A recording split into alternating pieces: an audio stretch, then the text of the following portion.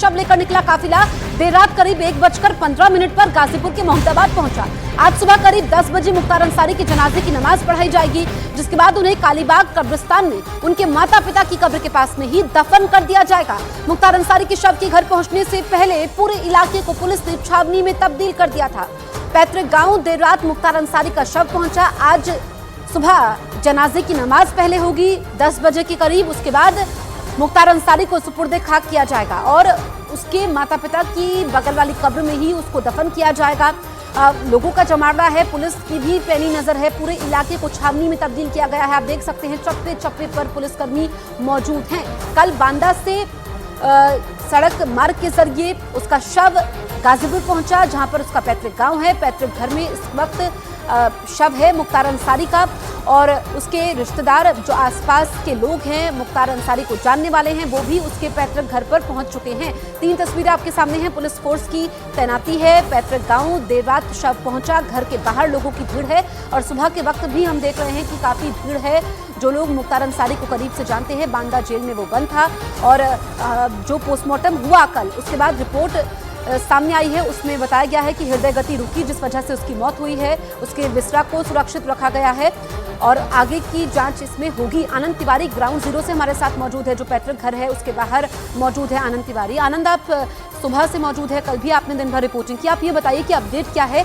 सबसे पहले ये बताइए कि जो मुख्तार के दोनों बेटे हैं, क्या उनको इजाजत मिली है, वो आखिरी वक्त में शामिल होंगे, इसको लेकर के क्या अपडेट है?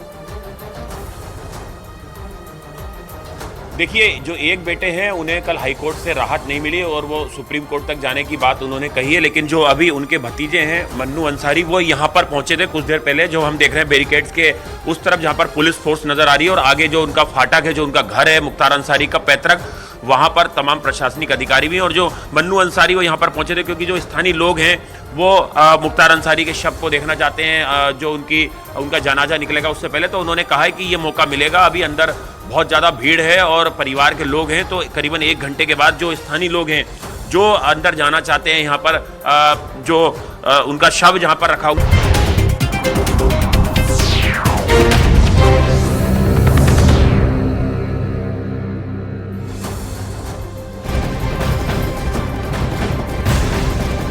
नमस्कार, स्वागत है आपका। आप देख रहे हैं न्यूज़ 18 इंडिया। आपके साथ हूं मैं लवीना राज। बड़ी खबर के साथ करेंगे शुरुआत। मुख्तार अंसारी का शव गाजीपुर के मोहम्मदाबाद में उसके पैतृक निवास पर पहुंच चुका है। कल शाम करीब 5 बजे बांदा से शव लेकर निकला काफिला। देर रात करीब 1:15 पर गाजीपुर के मोहम्मदाबाद पहुंच चुका है।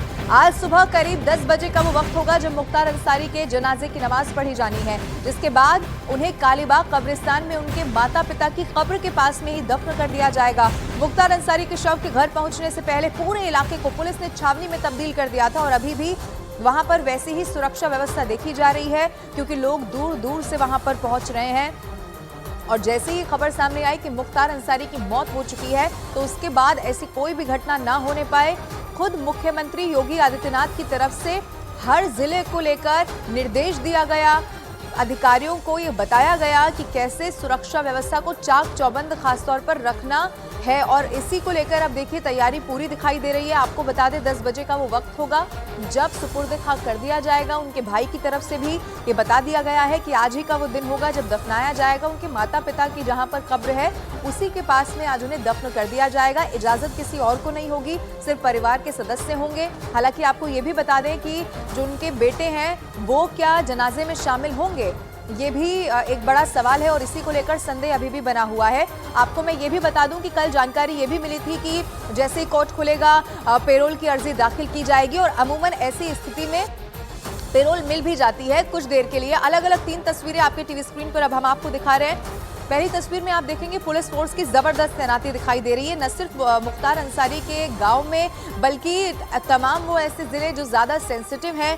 अब दूसरी तस्वीर में आप देखिए शव पैतृक गांव पहुंच चुका है। देर रात पहुंचने की खबर मिली। और तीसरी तस्वीर कि घर के बाहर कैसे लोगों की भारी भीड़ है, वो अब मुख्तार अंसारी को एक बार आखिरी बार देखने के लिए दूर दूर से यहाँ पर पहुंच रहे हैं। और मैं आपको ये भी बता दूं कि चाहे वो कितना भी खूंखार अपराधी रहा हो, लेकिन जेल से रहते हुए भी जब वो सिर्फ नामांकन दाखिल करता है, कोई चुनाव प्रचार नहीं करता, चुनाव जीत जाता है, इसका मतलब ये है कि उसने अपने इलाके के लोगों में एक रॉबिनहुड वाली छवि बनाई। वो ये जानता था कि इलाके के लोगों को मुझे कैसे साथ में लेकर चलना है, जिससे कम से कम ये जो राजनीतिक का बैकग्राउंड उसका हमेशा से रहा, वो इसी तरह से फलता फूलता रहे। और उसी का नतीजा रहा कि 3 बारी वो जेल में रहते हुए विधायक चुना भी गया। लेकिन अब मुख्तार अंसारी की मौत हो चुकी है, लिहाजा वो लोग जो इससे पहले से मुख्तार अंसारी का समर्थन करते रहे हैं, वो किसी ना किसी रूप में आज यहाँ पर पहुँचना चाहते हैं, मुख्तार अंसारी को आखिरी बार देख भी लेना चाहते हैं। लेकिन ये इसीलिए ज़्यादा संभव नहीं हो पाएगा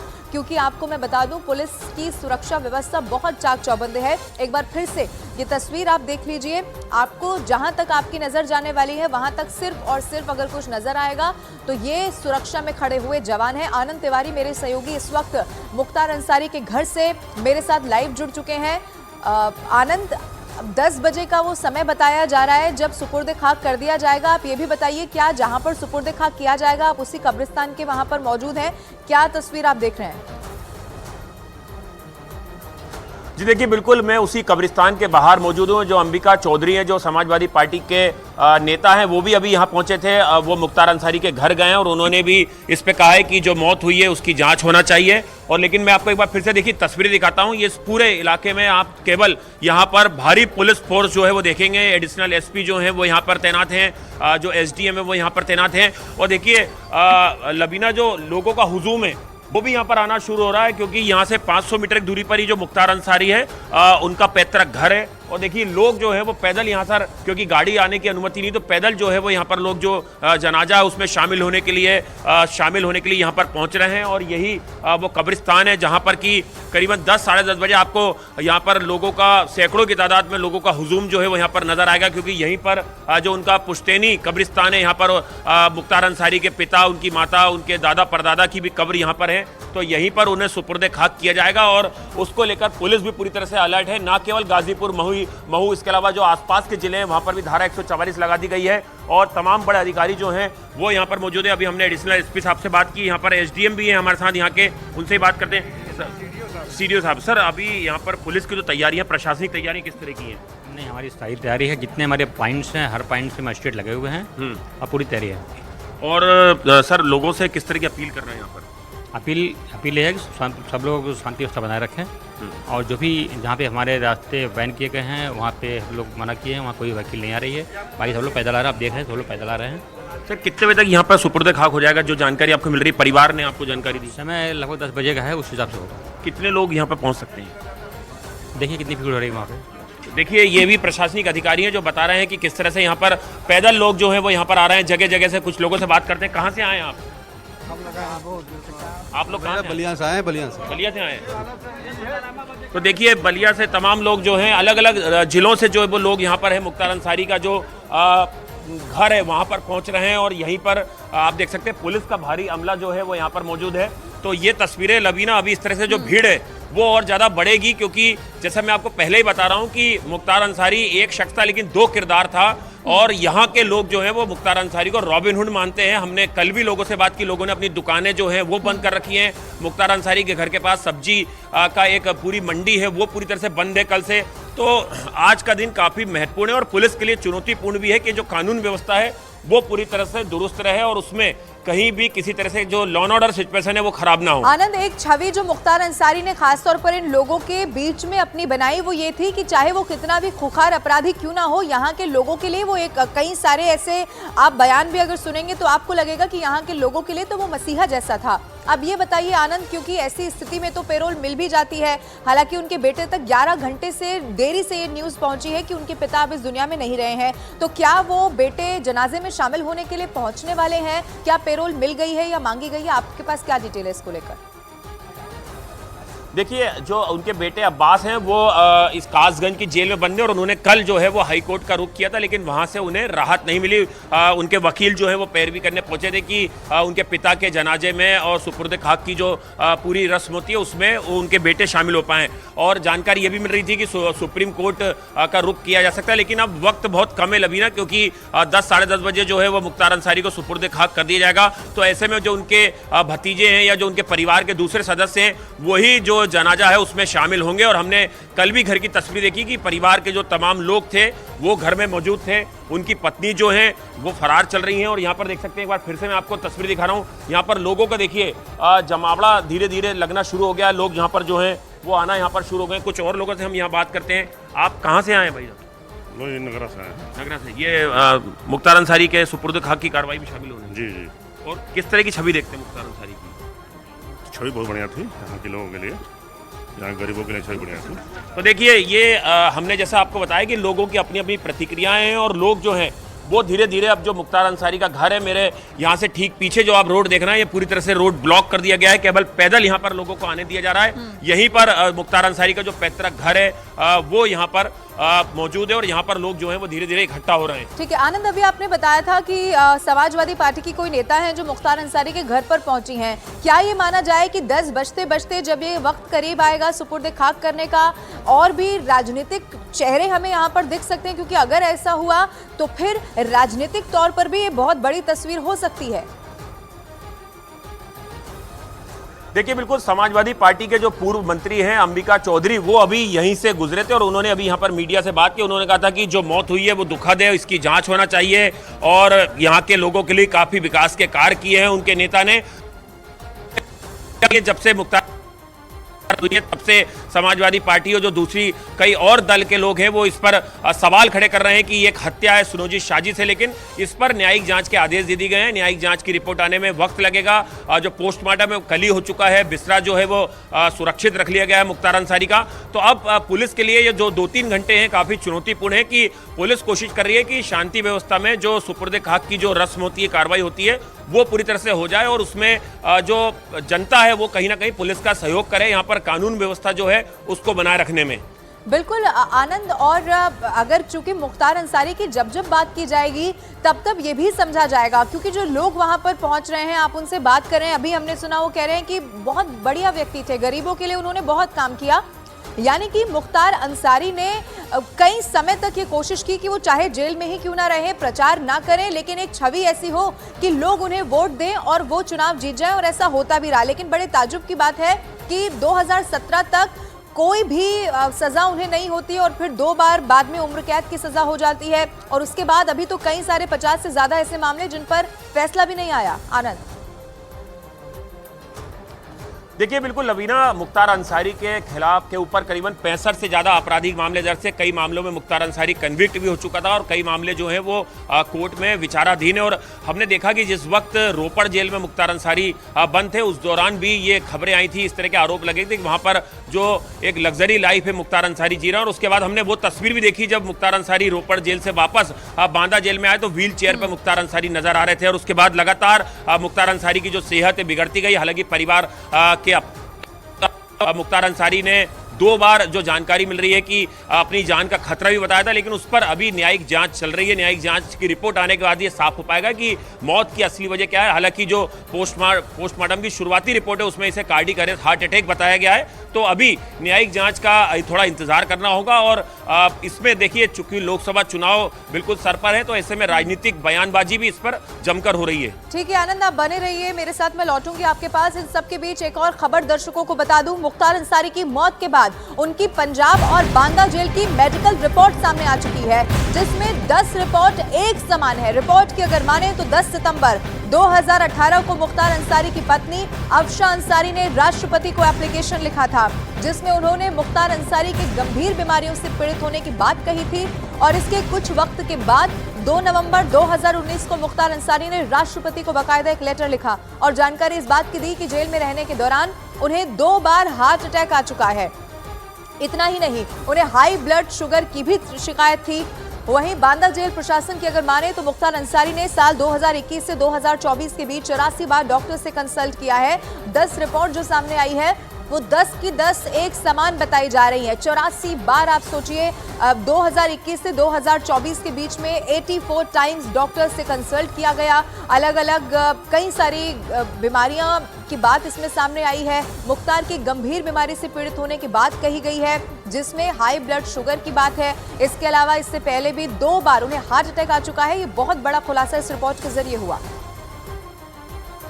और एक और बड़ी खबर यह है कि मुख्तार के पोस्टमार्टम रिपोर्ट से जुड़ी हुई ये जानकारी है। सूत्रों के हवाले से खबर यह है कि मुख्तार अंसारी के शव की पोस्टमार्टम रिपोर्ट में मुख्तार की मौत हृदय गति रुकने से ही हुई है। पोस्टमार्टम रिपोर्ट की अगर माने तो मुख्तार शुगर और ब्लड प्रेशर का मरीज था। पोस्टमार्टम के बाद आगे की जांच के लिए बिस्तरा सुरक्षित रख लिया गया है, लेकिन ये जो पोस्टमार्टम रिपोर्ट सामने आई है उसमें यही बताया गया कि हृदय की गति रुकने से मुख्तार की मौत हो चुकी है। आपको बता दें कि जब बांदा मेडिकल कॉलेज ले जाया गया और हेल्थ बुलेटिन जारी हुआ था तब भी यही वजह सामने आई थी, और पोस्टमार्टम रिपोर्ट से भी ये साफ हो चुका है, हृदय गति रुकी और मुख्तार अंसारी की मौत हो गई।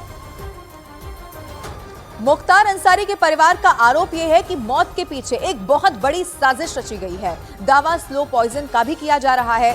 आरोप यह लगाया जा रहा है कि मुख्तार को जेल में जहर दिया गया, ऐसा जहर जिससे वो तुरंत ना मरे बल्कि धीरे धीरे उसकी मौत हो जाए। इसी पर एक रिपोर्ट आपको दिखाते हैं।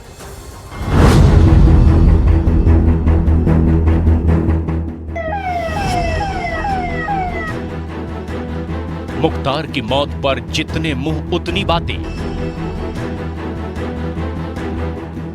कोई उसे स्लो पॉइजन देने का दावा कर रहा है तो कहीं सियासी बयानों में जहर देने के आरोप लग रहे हैं। लेकिन इन आरोपों के बीच मुख्तार की मौत का सच क्या है? डॉक्टरों की शुरुआती जांच हार्ट अटैक की ओर मौत की वजह का इशारा कर रही है, जबकि मुख्तार का परिवार एक सुर में जहर की साजिश का आरोप लगा रहा है।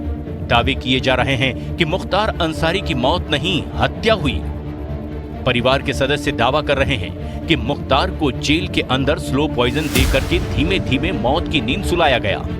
मुख्तार अंसारी का परिवार कह रहा है कि मुख्तार अंसारी ने मरने से पहले खुद कोर्ट में डर जताया था कि जेल में उसे मरवाया जा सकता है। परिवार की ओर से दावा किया जा रहा है कि जहर वाली साजिश को लेकर कोर्ट में शिकायत की गई थी। दावा है कि कोर्ट को लिख कर दिया गया था कि जेल में मुख्तार के खाने में जहर मिलाया गया है। परिवार ने 19 मार्च की घटना का जिक्र किया। दावा है कि 19 मार्च को जहर दिए जाने की वजह से मुख्तार की तबीयत बिगड़ने लगी और आखिरकार 28 मार्च की रात मुख्तार ने दम तोड़ दिया। 18 मार्च से उनकी काफ़ी तबीयत खराब चल रही थी। बार बार कहने के बावजूद कोई इलाज नहीं दिया जा रहा था। 25/26 की रात में तो काफ़ी तकलीफ हुई, तो उनको चंद घंटों के लिए मेडिकल कॉलेज लाए और फॉर्मेलिटी करके स्टेबल है कह के वापस कर दिया। मुख्तार का परिवार जिस जहर वाली थ्योरी का दावा कर रहा है, अब उसे लेकर सियासत शुरू हो गई है। अखिलेश यादव से लेकर असदुद्दीन ओवैसी तक, तेजस्वी यादव से लेकर राम गोपाल यादव तक बड़े बड़े नेता भी मांग कर रहे हैं कि मुख्तार अंसारी को जेल में जहर देने के आरोप की जांच हो। तेजस्वी यादव ने ट्वीट किया, यूपी के पूर्व विधायक श्री मुख्तार अंसारी के इंतकाल का दुखद समाचार मिला। परवरदिगार से प्रार्थना है कि दिवंगत आत्मा को शांति तथा शोकाकुल परिजनों को दुख सहने की शक्ति प्रदान करें। कुछ दिन पूर्व उन्होंने शिकायत की थी कि उन्हें जेल में जहर दिया गया है, फिर भी गंभीरता से नहीं लिया गया। प्रथम दृष्टया ये न्यायोचित और मानवीय नहीं लगता। संवैधानिक संस्थाओं को ऐसे विचित्र मामलों व घटनाओं पर स्वतः संज्ञान लेना चाहिए। ओवैसी ने सोशल मीडिया प्लेटफॉर्म पर लिखा, मुख्तार साहब ने प्रशासन पर गंभीर आरोप लगाया था कि उन्हें जहर दिया गया था। बावजूद इसके सरकार ने उनके इलाज पर तवज्जो नहीं दी। निंदनीय और अफसोसजनक।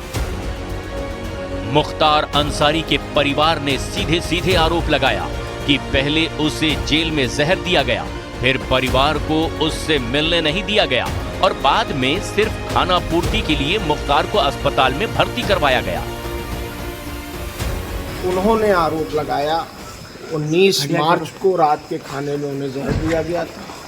उन्होंने माननीय न्यायालय में, जहां वो विचाराधीन थे, जो व्यक्ति अपनी मुट्ठी ना बंद कर पाता हो, जो व्यक्ति इतना कमज़ोर हो कि उसको खुद ही जेल प्रशासन लेकर आईसीयू आता हो, और खुद ही 12 घंटे बाद 14 घंटे बाद उसको फिट बताकर पीठ ठोक कर कि जाइए आप, ठीक है, और 14 घंटे बाद जेल की तनाई बैरिक में भेज दिया जाता हो। 2 दिन उन्होंने अपनी रात कैसे बिताई होगी ये मैं सोच सकता हूँ। मुख्तार को जहर देने के दावों का सच क्या है, ये पोस्टमार्टम रिपोर्ट में साफ हो जाएगा। लेकिन मुख्तार और उसके गुर्गों के काले कारनामों को करीब से देखने वाले यूपी के पूर्व डीजीपी इसे एक पुरानी घटना से जोड़कर देख रहे हैं। यूपी के डीजीपी रहे ओपी सिंह के मुताबिक जीते जी मुख्तार ने जेल में जहर देने वाला पैंतरा पहले भी आजमाया था, ताकि उसे पंजाब की जेल से यूपी की जेल में शिफ्ट ना किया जाए। जब मैं डीजीपी था तब भी इस तरह की अफवाहें फैलती थी कि उसको मार दिए जाने का प्रयास किया जा रहा है या उसे जहर दिया जा सकता है। पंजाब पुलिस की कस्टडी में जब पंजाब की जेल में वो मुख्तार अंसारी बंद था, तब भी उसने कई बार ऐसे एप्लीकेशंस मेडिकल ग्राउंड्स पे दिए हैं ताकि उसे उत्तर प्रदेश के कोर्ट्स में नहीं आना पड़े। मुख्तार की मौत का सच जो भी हो, पोस्टमार्टम रिपोर्ट से सामने आने के बाद दूध का दूध और पानी का पानी हो ही जाएगा।